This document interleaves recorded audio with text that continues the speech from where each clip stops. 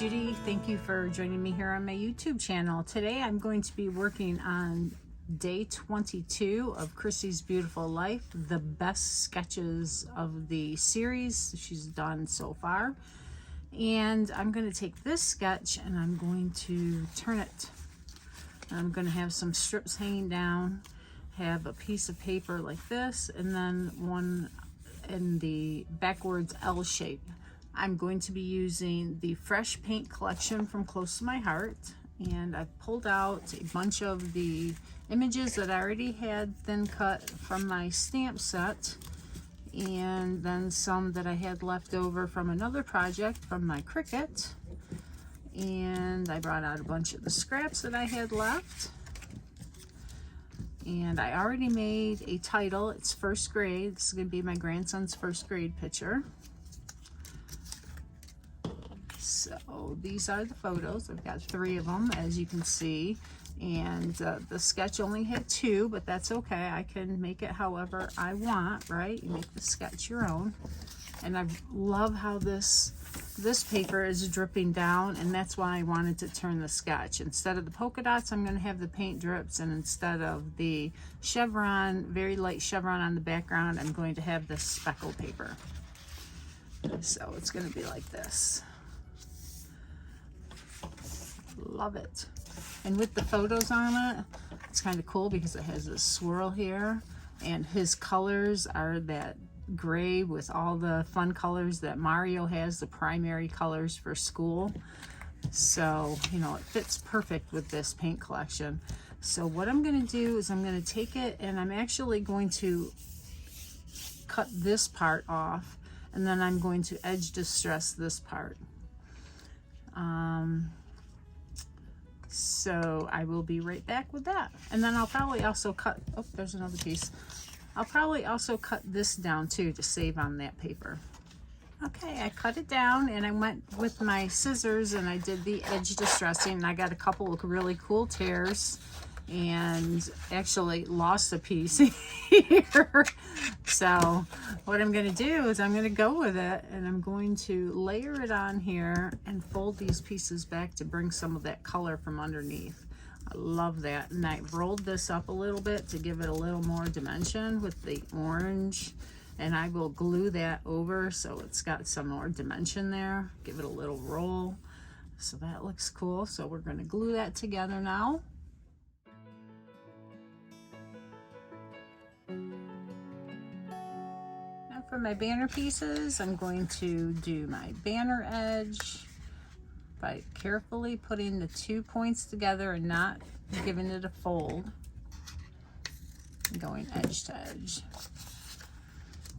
And I'll do that with all of these. And I'll probably stagger these 2 black ones a little different lengths.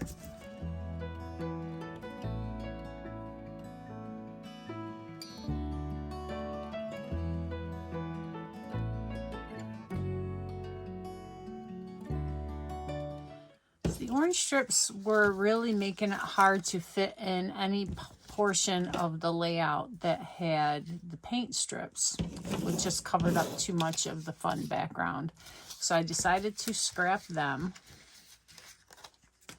And the 2 photos,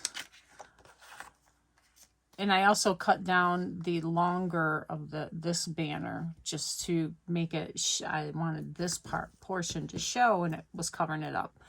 So the one photo with the Crocs, I cut that down just to highlight his, and that's going to go somewhere in here.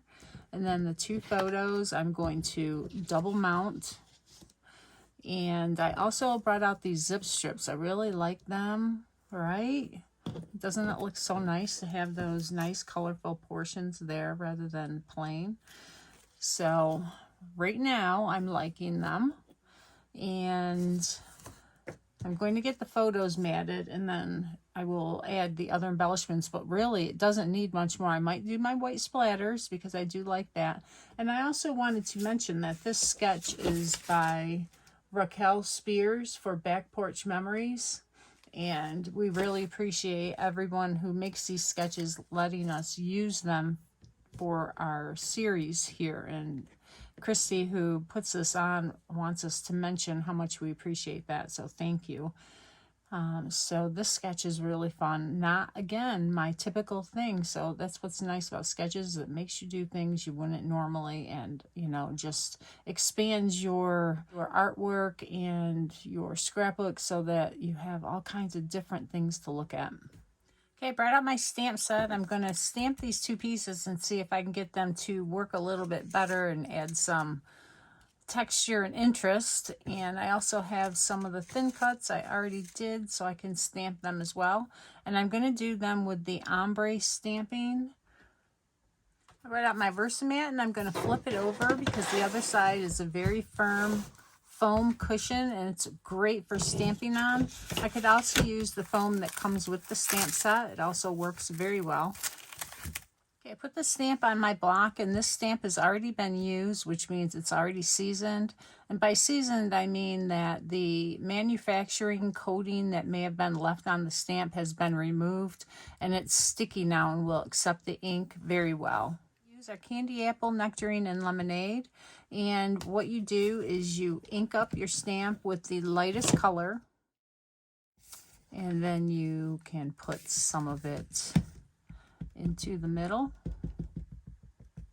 and you can do just 2 colors, and that looks very, very nice. And I don't want to do it onto white on white. I won't be able to see what I'm doing, so that doesn't look like it's going to line up.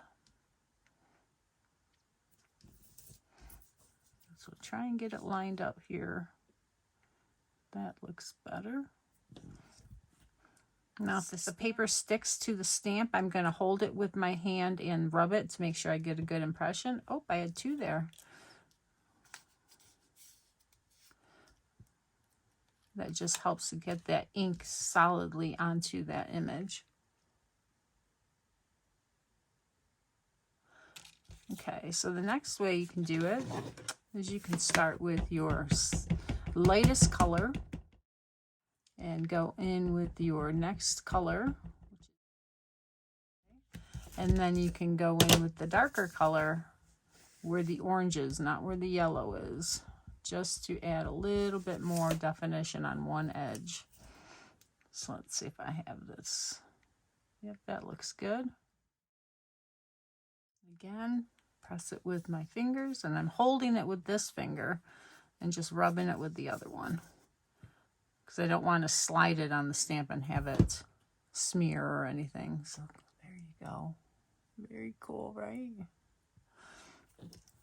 So let's go ahead and stamp those other 2 pieces.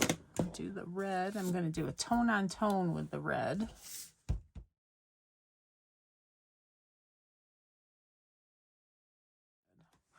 Okay, now I'm going to clean this off on my scrap paper because I'm going to go into the orange now to get a tone on tone with this one.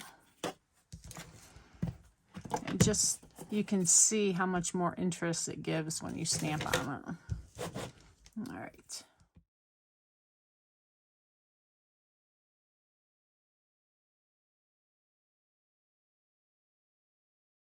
Very nice. It's a really nice star stamp. I really like it. Okay, and I have my edges marked, so I know which lid goes with which. Make sure I don't get them messed up. All right, the layout is done. I think I might still add some paint splatters though. I put several of these up on foam just to give them some extra dimension. This main photo is also on foam. I loved adding this from the sticker sheet. There were a bunch of different things I could have used. I thought about using happy hair here, and I actually cut it off of the with you, because, you know, you can use it like that. You can make your stickers, cut them up and use them however you want. So a lot of these are really fun elements I could have used. And I actually could still use some of these. Always ready for adventure. That would be really good for him. Could do it here. Yeah. Let's see, anything else? Play all day.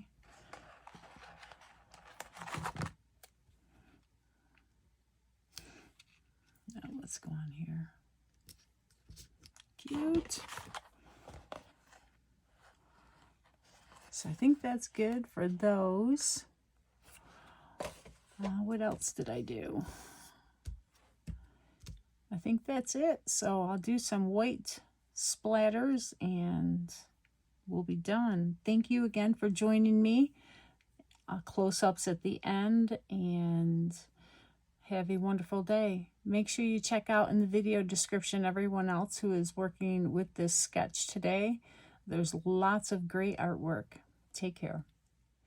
Write out my craft sheet, put some of my Liquitex gesso on here, put some water in it, covered my photos. Oh, I gotta get the little one. Covered my photos with scrap paper. And I like using this bigger bristled brush. It really lets the paint splatter nicely.